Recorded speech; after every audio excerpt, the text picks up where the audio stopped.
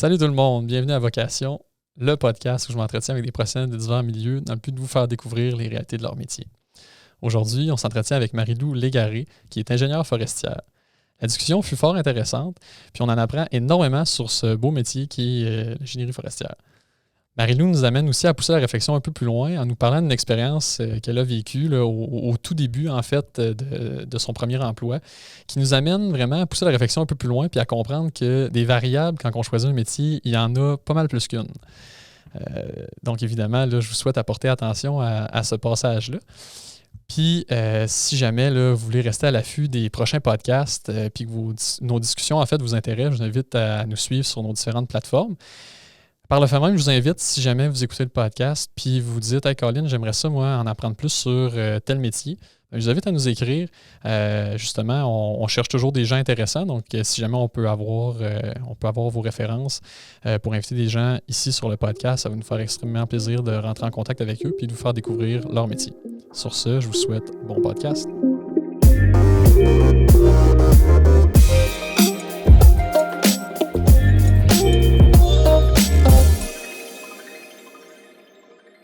Marie-Lou, merci d'avoir accepté l'invitation ce matin. Ça fait plaisir. Ça va bien? Oui, top shape. Good. Donc, Marie-Lou, tu es ingénieure forestière et chef contrôle qualité. La première question que j'aurais pour toi, ça mange quoi en hiver, ça? Ça surveille la qualité des travaux sylvicoles.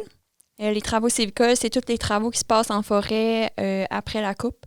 Donc, la préparation du terrain avant, après ça, c'est la plantation, puis après ça, des fois, il y a une étape de débroussaillage.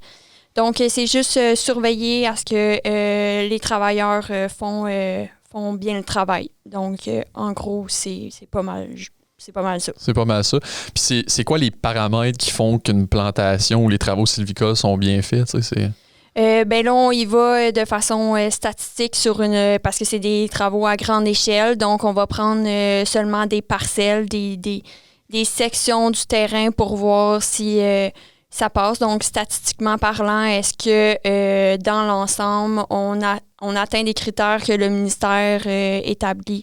Donc, si ça passe, tant mieux. Si ça passe pas, ils devront reprendre les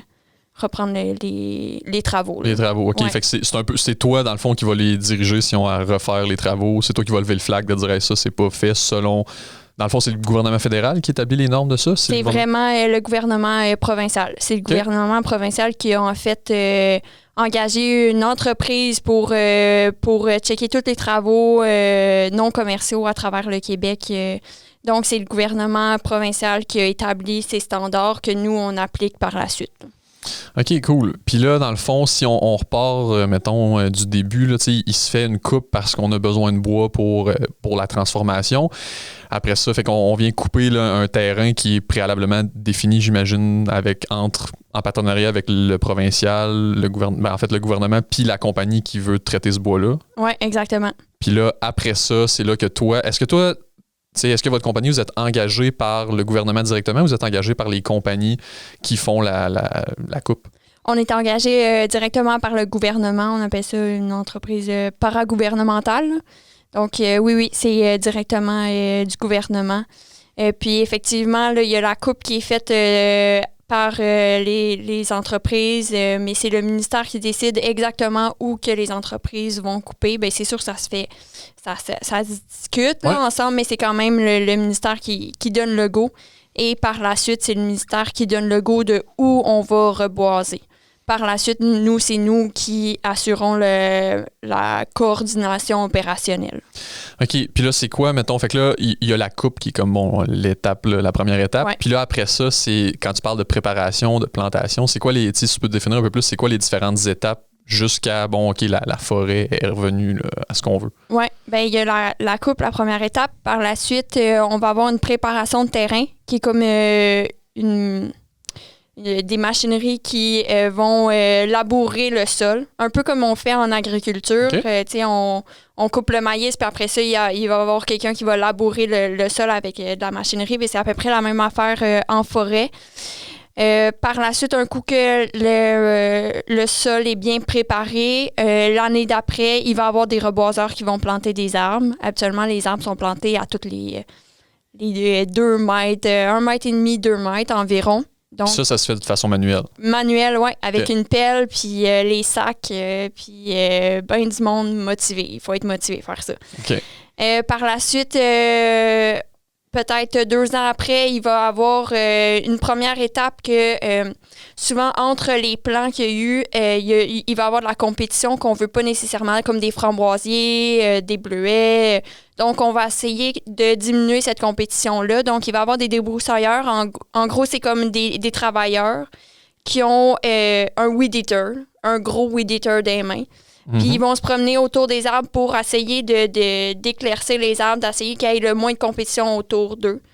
Donc, ils vont... Quand tu parles de compétition, juste pour définir comme il faut, c'est la compétition entre les espèces qui sont plantées et les autres espèces du milieu, c'est ça? Oui. Parce que quand on laboure le sol comme ça, il va y avoir des espèces pas nécessairement arbustives, là, comme des framboisiers ou des bleuets ou du foin, qui prend vie. C'est carrément de la mauvaise herbe là, pour nous. Puis eux ces espèces-là compétitrices sont plus fortes pour dès qu'il y a de la lumière, eux, ils vont pousser là, vraiment souvent plus haut que le plant qui a été planté l'année d'avant. Fait qu'on va essayer avec le débroussailleur, avec le gros weed eater, ils vont venir enlever la compétition autour. Puis ça, c'est souvent, il va se faire 2 ans après la plantation, il va avoir ce type de traitement-là. Puis même des fois, après 5-6 ans, il va avoir une autre étape de débroussaillage qui va être en fait le but d'espacer les plants. Des fois, il va y avoir d'autres essences comme le sapin ou d'autres pins gris qui vont pousser à travers. Donc là, on veut s'assurer que les arbres ils ont assez d'espace. Donc, on va aller avec des plus gros weed eaters, on va aller couper carrément les arbres. Mais tu sais, ils sont pas rendus très grands, là, sont comme ma hauteur environ à cette étape-là. Là. OK. Puis, fait que là, toi, dans le fond, c'est toute cette partie-là. Là, c'est du moment. Fait que tu t'occupes aussi de tout ce qui est d'enlever les mauvaises herbes, puis tout ça. Fait que c'est vraiment à chacune de ces étapes-là, toi, tu viens faire des contrôles qualité, dans le fond? Oui. Puis le but, c'est en fait vraiment, quand on fait ça, c'est vraiment le but, c'est d'optimiser la qualité du bois. Donc, quand on est rendu à enlever la compétition, puis après ça, quand on est rendu à enlever les sapins ou les pins gris qui ont poussé à travers notre plantation, c'est vraiment pour optimiser la croissance de l'arbre pour que quand ça va arriver à l'usine, là, il va avoir le maximum de volume. Là. OK. Puis ça peut prendre combien de temps, mettons, du moment de la plantation jusqu'à temps d'arriver à la prochaine coupe? Ça dépend vraiment beaucoup, mais ça peut tourner autour de 70 ans, 60 ans. Tout dépendant les essences. Là, je suis pas une pro des essences, là, mais par exemple, il y a certains mix génétiques qui sont faits en pépinière quand les arbres sont dans les pépinières. Ils font des mix génétiques pour créer les essences les plus...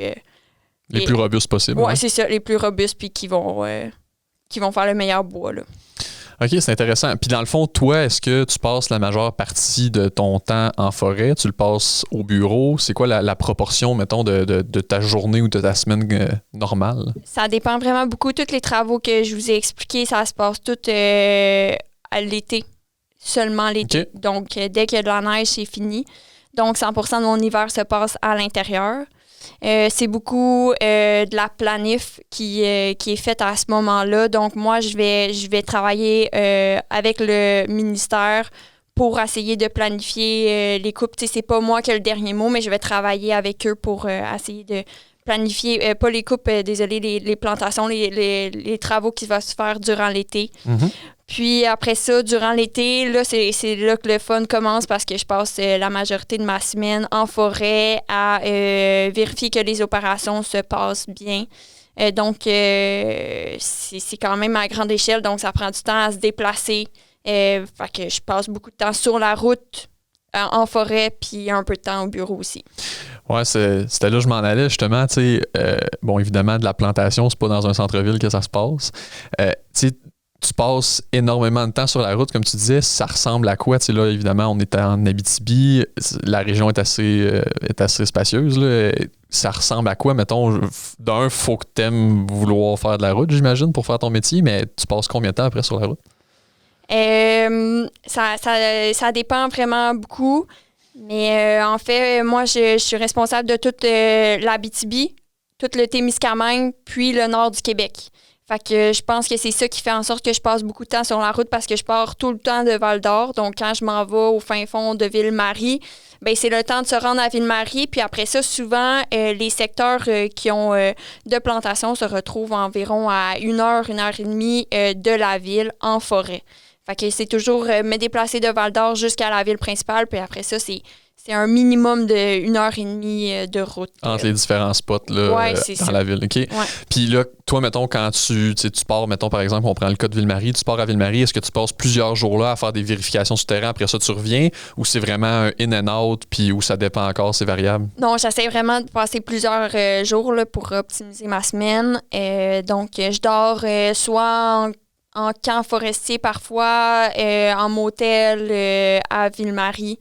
Puis, je retourne toujours en forêt durant la journée, mais je m'occupe aussi, je regarde la qualité, je regarde si c'est bien fait, mais j'essaie aussi de beaucoup parler avec les gens qui le font, voir si ils ont des problèmes opérationnels à leur niveau. Là.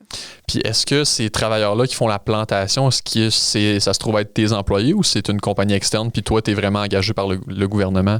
C'est une compagnie externe, là. C'est Okay. des entrepreneurs qu'on appelle ça, des entrepreneurs forestiers. Là. Ouais. OK, c'est ça. Fait que toi, dans le fond, toi, tu travailles, tu les supervises, mais c'est pas tes employés. Fait que quand tu relèves, mettons, des affaires fautives ou des choses qui sont pas correctes, tu te réfères à cette compagnie-là, au boss de ces gens-là, puis après ça, vous faites une correction ensemble, j'imagine? Ouais. Je dois absolument parler au contremaître. Je peux pas approcher un planteur directement, dire hey, ta job est mal faite. Okay. Il faut que j'aille directement au contremaître, puis c'est à lui d'assurer que le message soit fait, puis que ça soit modifié. Là. Mm-hmm. Ouais. Puis justement, cette gymnastique-là avec des gens qui travaillent pour une autre compagnie, toi tu viens pour faire une vérification si leurs travaux sont bien faits, ça prend-tu un peu de parcimonie? J'imagine que le côté interaction sociale doit être quand même assez intéressant puis important dans ta job. Là. Oui, vraiment. C'est beaucoup de ça, les défis que j'ai parlé avec les entrepreneurs, puis on n'est pas toujours bien vu. Surtout qu'on est engagé par le ministère. Fait que souvent, le ministère, il n'y a pas une super bonne presse. Là. Donc, des fois, ça peut être un petit peu plus compliqué, mais j'essaie de vraiment essayer d'avoir une approche opérationnelle, de dire on essaie de penser opération, que ça aille rapidement, que vous fassiez de l'argent, mais que ça soit bien fait. Fait que quand je parle de qualité, j'essaie toujours de parler en même temps de leur donner des trucs pour que ça soit optimisé, leur travail, pour qu'ils fassent de l'argent. Mm-hmm. Puis, toi, dans le fond, quand tu vas en forêt, tu prends des relevés quelconques, tu parles avec les gens, mais c'est quoi, mettons, un exemple d'un relevé que tu prends? Tu prends des mesures sur les arbres, tu regardes le sol. Ça ressemble à quoi ce que tu fais en forêt concrètement? Si on parle le travaux de plantation, là, qui est le travail le plus simple, par exemple, là, je vais... par exemple, il y a un secteur, il y a des parcelles établies à des endroits qu'on a établis déjà au bureau qu'on voulait aller voir. Donc, je me déplace à ce point-là. Puis, si je fais autour de moi, je fais un 5 mètres en rond. Puis là, j'évalue tout ce qui se trouve autour de 5 mètres autour de moi. Puis, je regarde les arbres, je regarde les plants qui ont été plantés. Est-ce qu'ils ont été plantés de façon adéquate, comme droit? Est-ce que c'est assez creux dans le sol? Est-ce qu'ils sont assez espacés? Est-ce qu'il aurait pu le mettre à un autre endroit mieux, par exemple? Là, il l'a mis dans une genre de boîte. Il aurait pu le mettre à 1 mètre plus loin, puis là, il y aurait eu un meilleur sol pour le plant. Donc, j'évalue tout ça. Selon des critères. Puis là, à la fin, je me dis, OK, ben cette parcelle-là vaut 90% de qualité ou 60% de qualité. Donc là, je fais, par exemple, une soixantaine de points comme ça. Puis là, en moyenne, ça donne quoi comme qualité? OK. Ouais. Puis là, après ça, j'imagine, fait que là, tu fais ton relevé en forêt. Après ça, tu reviens au bureau. Tu fais ça le soir à l'hôtel ou au camp où tu rédiges un rapport. Comment que ça fonctionne, mettons, après? Oui, c'est même pas moi qui prends ces données-là. Souvent, tu sais, comme je vous explique, là, le 5 mètres autour de moi, j'évalue les plans. C'est des travailleurs de ma compagnie qui le font. Donc, moi, des fois, je les assiste durant la journée, dire OK, on va passer la journée ensemble, je vais en faire avec toi. Puis là, ces données-là que mes travailleurs, ils font, ils reviennent sur mon bureau. Puis là, c'est à moi de les analyser puis à voir qu'est-ce qui est acceptable ou pas. Qu'est-ce qui passe ou pas. Puis c'est à moi après ça à communiquer avec les entrepreneurs pour dire OK, ben là, ça passe pas à cause de tel critère. Donc, tu dois juste corriger tel critère. Donc, c'est vraiment les gars qui travaillent pour moi, ils reviennent avec ces données-là, puis c'est à moi de prendre une décision par la suite. OK, fait que toi, quand tu te déplaces, mettons qu'on reprend l'exemple de Ville-Marie, tu te déplaces à Ville-Marie, mais tu te déplaces avec une équipe complète, là, tu te déplaces pas seul. Ben, avec un des travailleurs avec moi, là. Fait que... OK, puis là, lui, dans le fond, ça, tu l'enlignes au travers de la journée sur les différents relevés que vous avez à faire, puis après ça, toi, c'est toi qui s'assois puis qui rédige le rapport. Yes. Puis pendant ce temps-là, pendant que je suis avec un des gars, il y a 4 autres gars qui sont ailleurs, soit dans le nord du Québec, soit en Abitibi, qui font exactement la même chose. Donc, moi, quand j'arrive le vendredi au bureau, je reçois toutes les données qui ont été prises durant la semaine au Témiscamingue, dans le nord du Québec, puis en Abitibi. Donc, ça se retrouve dans mon bureau, puis c'est moi qui dois prendre des décisions, là. OK. Puis là, justement, la portion, tu sais, rapport, prise de décision, ça l'occupe quelle partie de ton temps? Tu sais, tu reçois ça le vendredi, tu nous disais. Après ça, c'est-tu le vendredi au complet ou que tu es juste en mode on rédige des rapports? Ça te prend 2-3 semaines? Ça ressemble à quoi? Les rapports sont quand même courts. C'est vraiment un fichier Excel qui démontre les chiffres. Puis des explications. Puis souvent, les gars, ils vont eux, être obligés d'écrire des petites notes pour dire voici qu'est-ce que j'ai observé. Donc, moi, carrément, mes rapports sont très courts. J'appelle l'entrepreneur, j'ai dit je t'envoie le fichier Excel, tu vas pouvoir voir les résultats. Puis voici qu'est-ce qui m'a été dit. Puis souvent, moi, j'appelle quand c'est un secteur problématique, j'appelle mes gars pour dire explique-moi qu'est-ce qui s'est passé, pourquoi les résultats sont mauvais. Puis après ça, je peux mieux dire à l'entrepreneur qu'est-ce qui s'est passé sur le terrain, là. OK. Puis, bon, là, fait que là, c'est ça, le vendredi, c'est un peu plus ça que tu fais, dans le fond, pendant ton été. Ouais. Puis là, après ça, le lundi, ça recommence, tu retournes dans le bureau. Ouais. Ben, des fois, des fois, le lundi, je reste au bureau pour planifier ma semaine puis continuer à communiquer avec les entrepreneurs à distance, par téléphone pour leur présenter les problématiques. Puis par la suite, souvent, le mardi, je repars. Puis la semaine est repartie. Ouais. OK. Puis là, ces journées-là que tu passes, mettons, si on continue là, dans l'optique de on est en été, les journées que tu passes dans le bois, c'est combien d'heures? Ça ressemble à quoi? Tu sais, tu te lèves le matin avec le soleil à 5 heures puis tu ressors de là, il est 6 heures le soir? Non, pas tant que ça. Moi, je pars autour de 7 heures, mais souvent, je finis tard le soir. Okay. Ça peut finir vers 8 heures. Là.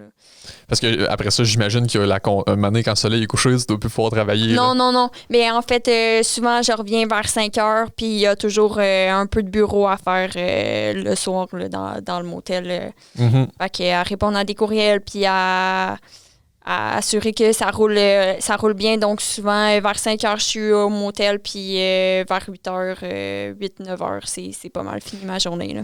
OK, fait que là, si j'additionne toutes ces journées-là, ça fait des grosses semaines passablement. Ça fait des grosses semaines, oui, mais c'est l'été, puis c'est le fun, fait que on s'en rend pas trop compte. Mais les travailleurs, par contre, ceux qui font les travaux en forêt, les planteurs, par exemple, eux, ça commence à 4h30, 5h le matin.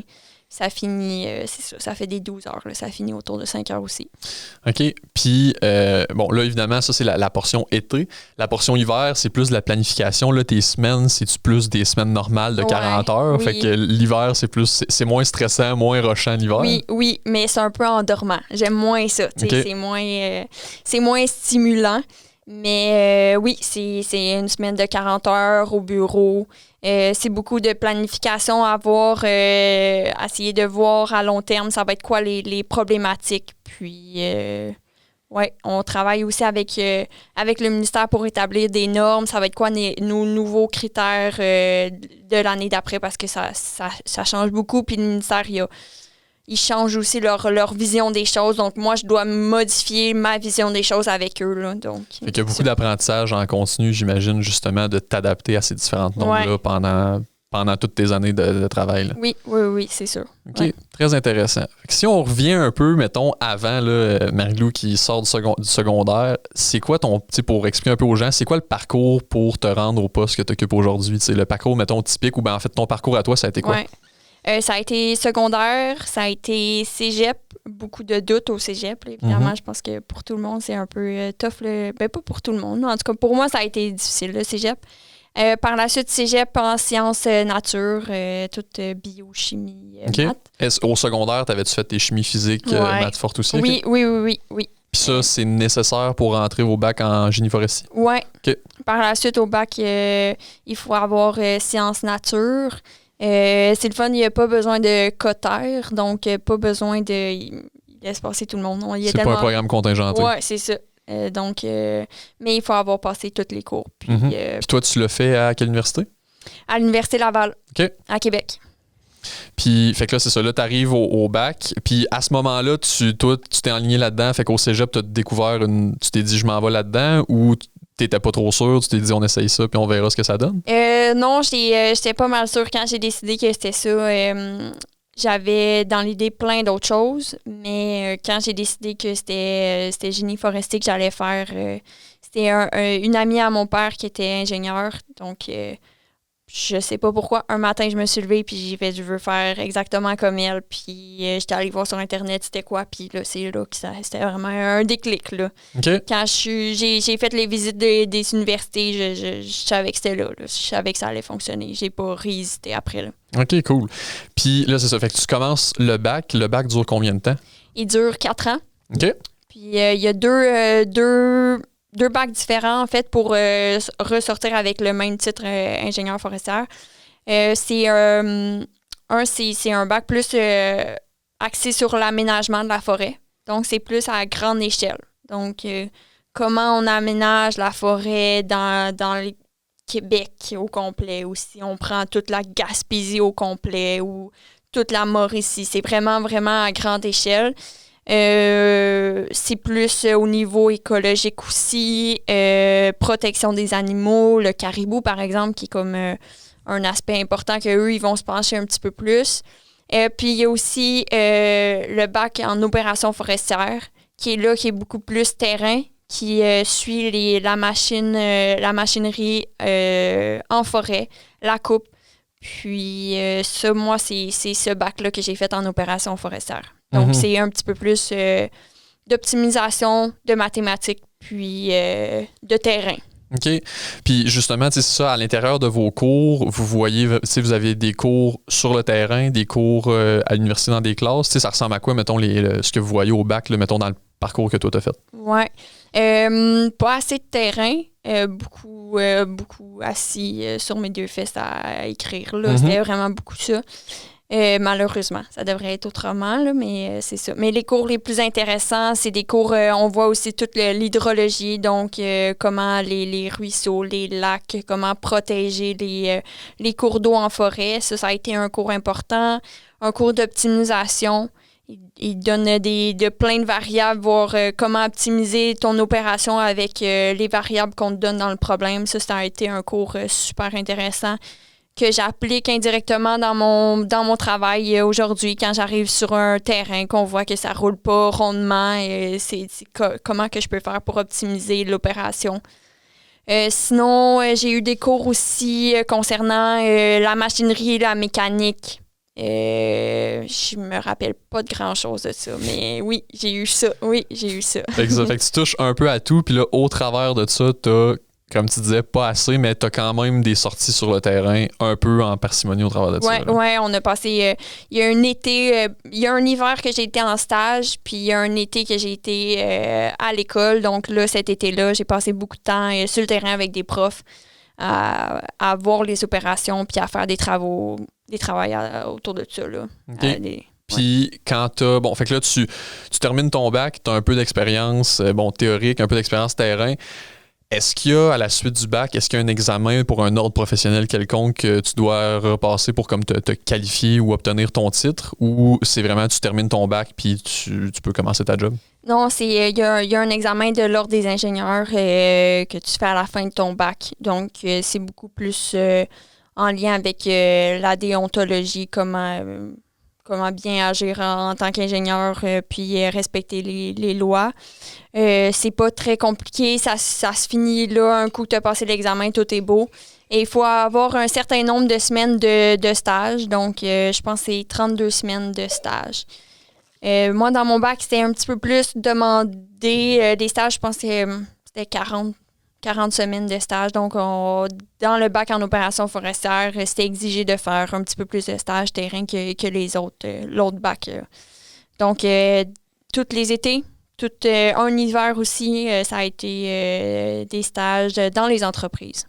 OK, fait que là, dans le fond, toi, tu as fini ton bac, tu avais déjà le bon nombre de semaines pour passer ton examen de l'ordre. Oui. Fait que tu as passé ton examen de l'ordre, j'imagine, directement en sortant du bac? Oui, directement. Puis après ça... Commencer à travailler sur le terrain. Puis là, ma question, c'est est-ce que quand tu as commencé à travailler sur le terrain, tu sentais que toutes ces années-là t'ont suffisamment bien préparé ou est-ce que quand ça a commencé, ça a fait « Oh, tabarnouche, là, il va falloir mettre les bouchées doubles ».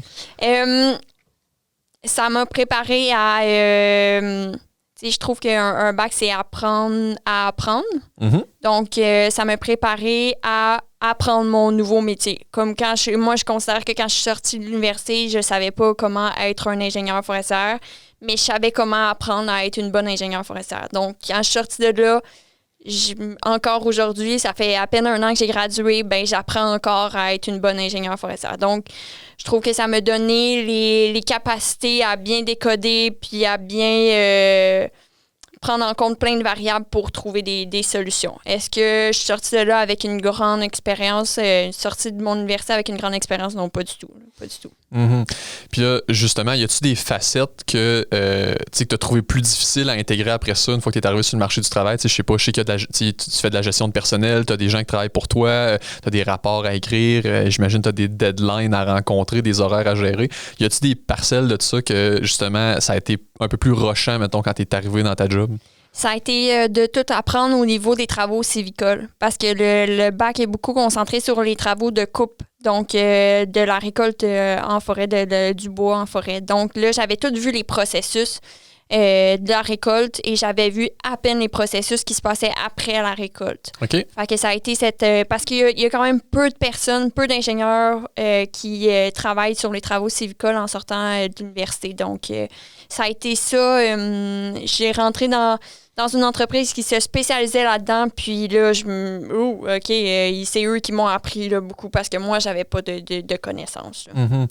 Puis justement, y a-tu des choses, mettons, dans ta job que tu aurais aimé savoir, mettons, avant? T'es arrivé un moment donné à la job et t'as fait « Hey, Colin, ça, je savais pas qu'on faisait ça dans mon métier, mettons? » Ou en fait, à la sortie du bac, t'avais vraiment une bonne idée de c'était quoi, les travaux sylvicoles? Oui, j'avais une bonne idée c'était quoi.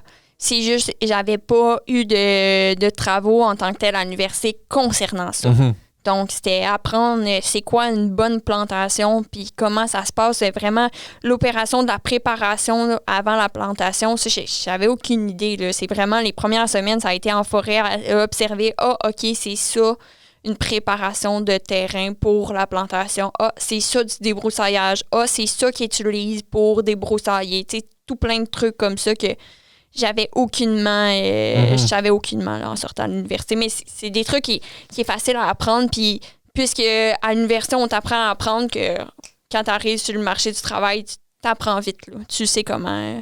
Ouais. Puis, si on remonte un peu avant, pourquoi justement, toi, c'est les travaux sylvicoles? C'est qu'est-ce qui t'a attiré de ça versus les autres branches?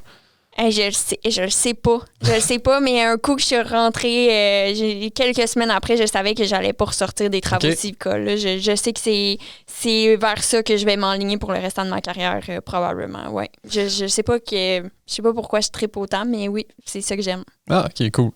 Puis, tu sais, là, t'es chef contrôle qualité. Tu sais, c'est quoi, mettons, la hiérarchie d'une business comme ça? Tu sais, y a-tu des postes? Tu sais, est-ce que tu t'aspires à des postes? Y a-tu des possibilités d'avancement? C'est quoi, justement, cette hiérarchie-là dans ce domaine-là? Elle n'est pas très haute. C'est ça qui me fait peur un peu. C'est que là, j'ai atteint un poste quand même relativement haut sans vraiment le vouloir. Là. Je sais que c'est parce que j'ai eu une belle opportunité. Là. Mm-hmm. Je pense pas que c'est tout le monde qui a ce genre de poste en sortant, mais par la suite, c'est carrément... le directeur est au-dessus de moi, puis c'est ça, les avancements, je pense que plus tard, si je veux changer de compagnie, ça va être vraiment travailler pour un entrepreneur faire un petit peu plus de gestion des opérations sur le terrain et moins de la vérification. Donc, ça serait peut-être ça ma prochaine étape. Là, sinon, ça serait de travailler pour le ministère dans la planification. Donc, changer un peu de rôle, mais je pense plus que je vais m'enligner vers les compagnies puis travailler un petit peu plus au niveau des opérations au lieu de travailler au niveau des vérifications. Mm-hmm. Puis là, ce serait, j'imagine, plus dans l'optique. Dans le fond, là, les entrepreneurs, eux, j'imagine, ils veulent optimiser leur rendement. Fait que c'est vraiment plus au niveau de l'optimisation des travaux. En fait, rester dans les normes tout en optimisant le plus possible les travaux pour aller faire un plus gros gain. Oui, exactement. Puis essayer de voir à ce que la machinerie soit le plus à jour possible. Puis, oui, c'est ça. Ça serait d'optimiser aussi les déplacements. Dans une été, on a tel secteur à faire, où qu'on se déplace. C'est des équipes, des fois, d'une centaine de personnes. Donc, tout organiser ces 100 personnes-là pour que ça soit réalisé dans une été. Faut y penser. Donc, ça serait vers là que je m'enlignerais. Là. Qu'est-ce que tu penses que ça prend pour être une bonne ingénieure forestière? Bonne question. Hein? Oui, c'est une bonne question. Je pense que ça prend beaucoup plus entre gens qu'on le pense. OK. Parce que je pense que si tes communications sont difficiles, même si tu es très, très, très bon et intelligent, ça ne fonctionnera jamais. Tu ne seras jamais capable de présenter tes points puis que les gens embarquent. Donc, je pense que, ouais, au niveau de l'entre-gens, il faut l'avoir, là. Ça, est-ce que le bac t'a aidé à le développer? Ton expérience terrain, tes expériences antérieures de ta vie adolescente ou Ouais, je pense que juste ma personne faisait en sorte que j'avais une compétence à parler facilement avec les gens. Mais non, le bac, pas du tout. Le bac, c'est vraiment dans la théorie, puis il parle très peu des ressources humaines. Donc, on l'apprend sur le tas, là. Mm-hmm. On parlait évidemment là, du temps en forêt, du temps de déplacement, les semaines, l'été, c'est des grosses semaines. Toi, tes vacances, tu peux-tu en prendre l'été ou ça se passe tout l'hiver? Ouais, non, ça se passe pas beaucoup l'été. Je pense bien que mes vacances vont se prendre l'hiver, puis ça va aller en Nouvelle-Zélande, en Australie, je sais pas, là, où il fait chaud l'hiver, là, quelque chose de même. OK, puis, bref, c'est quelqu'un qui est intéressé, qui écoute le podcast en ce moment, qui dit « Hey, Colin, c'est peut-être un domaine qui m'intéresse. » Y a-tu des choses que tu penses qui sont importantes de savoir avant de se lancer là-dedans? Je pense évidemment, on a parlé beaucoup du temps de déplacement, du temps en forêt. J'imagine que quelqu'un qui aime pas ça se promener en forêt, probablement pas le bon domaine. Là. Mais y a-tu autre chose que tu sais que quand tu regardes le métier de l'extérieur, que t'es peut-être « Hey, ça, je m'attendais pas à ça, mais là, à cette heure que je suis dedans, j'aurais peut-être aimé ça le savoir un peu avant ou... Les mouches. Les mouches. Les mouches, oui, vraiment. Moi, j'ai trouvé ça dur, les mouches, au début. Je trouvais ça dur de me concentrer à prendre des données, à réfléchir en ayant un gros nuage de mouches autour de moi. Je pense que je n'attire plus que les autres. Là. Je vois les gars autour de moi, ils n'ont pas de mouches. Moi, j'en ai vraiment beaucoup. Fait que, ouais, ça, il faut être patient. Puis, il faut revenir scratcher aussi. Des jambes pleines de bleu, puis plein de piqûres de mouches dans la face. Je pense que ça... Ça, c'est quelque chose. Ça fait partie de la réalité de ta job. Oui, c'est ça, oui. OK, tu vois, ça, c'est un bon point que les gens qui écoutent à la maison pensez-y à 2 fois. Ouais. Super intéressant. Est-ce que, justement, là, oui, l'été est plus chargé, mais c'est-tu une période aussi qui est plus stressante parce que tu as plus de deadlines que l'hiver? Tu sais, ça, mettons, la variabilité des deadlines, du stress de ta job, est-ce que ça varie aussi en fonction de la saison ou des semaines ou des périodes que tu es rendu dans l'été? Ouais, au début c'est plus stressant, comme par exemple là, je fais des inductions. Donc, pour chacune des compagnies, je vais sur le terrain pour leur expliquer des normes, les nouveautés dans les normes. Ça, c'est un petit peu plus stressant parce que tu te fais challenger par les entrepreneurs. Ah, cette norme-là est ridicule. Tu essaies d'argumenter pourquoi que c'est intelligent, pourquoi qu'on fait ça de cette façon-là. Donc là, en ce moment, c'est ça. Là, c'est des inductions qui se passent beaucoup. Juste au début de l'été que ça se passe. Au début, là, comme en ce moment-là. Ouais. Puis l'autre phase un petit peu plus stressante, c'est à la fin, au mois de septembre, on a des rapports à remettre, des rapports annuels pour faire le bilan de nos travaux de l'année d'avant. Donc, OK. c'est ça. Ils donnent tout le temps 1 an pour faire les rapports. Puis le deadline, c'est au mois de novembre. Donc, moi, j'ai une équipe aussi au bureau. 2 gars qui font que ça, travailler sur la géomatique avec les cartes et tout. Donc, ces rapports-là, c'est eux qui les font. OK. Donc, ça, c'est un petit peu plus stressant. Eux les font, mais est-ce que toi, tu as à les chapeauter au travers de ta pratique? Ou? J'ai à les assigner en tant qu'ingénieur forestier à dire j'approuve ces rapports-là. C'est ça. C'est un acte professionnel. Là, fait que toi, à la fin de l'été, tu fais une grosse lecture de rapport, puis après ça... Oui, c'est ça. Donc, beaucoup au mois de septembre, octobre, je passe quand même beaucoup de temps au bureau pour essayer de voir comment que ça se passe, puis qu'est-ce qu'ils font mon équipe pour après ça, quand vient le temps de signer, je sais qu'est-ce que je signe. Là. Mm-hmm. OK, c'est intéressant. Puis, tu sais, tu as parlé justement de la portion, induction puis des normes. Ça, est-ce que le gouvernement, justement, vous forme, vous, puis après ça, en fait, vous indique les modifications qu'il y a eu. Après ça, vous allez comme régurgiter ça, mettons, aux entrepreneurs. Ouais. Est-ce que c'est un peu de même que ça fonctionne ou c'est toi vraiment qui dois faire la recherche de comprendre toutes les différentes nuances dans les normes, puis après ça, tu vas leur expliquer? Non, c'est exactement la première version que tu as dit. Là, c'est vraiment le ministère qui décide des nouvelles normes. Et tout l'hiver, j'ai travaillé avec eux pour essayer de comprendre pourquoi, puis les rédiger aussi par écrit pour les présenter aux entrepreneurs. Donc, c'est vraiment...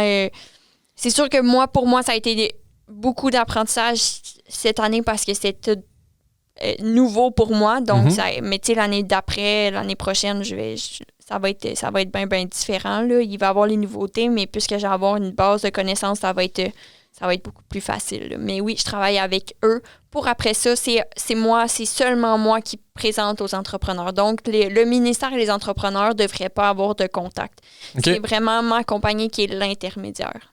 OK. Fait que c'est ça. Fait que toi, t'es l'intermédiaire entre les deux. Fait que tu travailles autant, puis le gouvernement, en fait, travaille beaucoup en partenariat avec vous autres, puis se fie un peu sur votre travail à vous pour s'assurer que ce qui se passe en forêt est bien fait parce qu'eux n'envoient pas personne en forêt vérifier. Oui, exactement. Puis j'ai, au courant de l'été, à leur remettre des comptes rendus de comment ça se passe en forêt. Donc, une fois par mois, par exemple, je leur présente nos résultats, qu'est-ce que j'ai fait. Donc, eux, ils évaluent, OK, ben oui, ça a du sens. Puis, eux, ils font pas nécessairement de vérification de leur part. Là. OK. Puis, est-ce que ça arrive régulièrement que tu as géré des litiges ou des problématiques, les normes n'ont pas été suivies, il faut recommencer les travaux, ça arrive sur une base fréquente ou la plupart des fois quand tu fais des relevés, c'est bien fait, puis t'aides par exemple l'entrepreneur à peut-être améliorer ses opérations, mais il n'y a pas vraiment de non-conformité? Ça arrive 2-3 cas par été environ. Okay. Sinon, beaucoup des cas que c'est non conforme, on se rend sur le terrain puis c'est explicable pourquoi c'est non conforme. Donc, par exemple, une préparation de terrain qui est non conforme, on se rend là puis on voit, il y a énormément de roches, c'était impossible de faire le traitement, c'est une swamp, beaucoup d'eau humide. OK, c'est pas faisable. Ça passe pas, mais c'était pas faisable. Donc, beaucoup de cas de non-conformité sont explicables.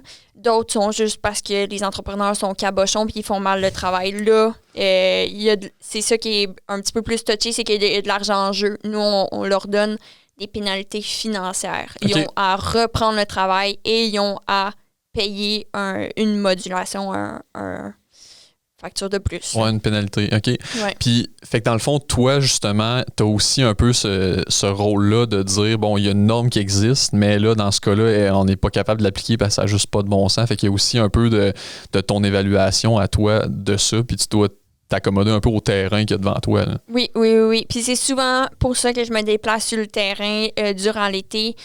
Comment que je gère ma semaine, c'est souvent, c'est où les problèmes que je dois aller voir, puis je dois dire, oui, c'est correct, c'est non conforme, mais c'est conforme quand même, il a fait son possible. C'est souvent là, par exemple, on prend l'exemple de Ville-Marie, je me déplace à Ville-Marie, souvent c'est parce que la semaine d'avant, le gars, il me dit, hey, c'était mal fait, tu veux-tu venir voir? Oui, OK. Puis là, on constate ensemble que c'était pas faisable de faire, ils ont fait leur maximum. Là. Mm-hmm.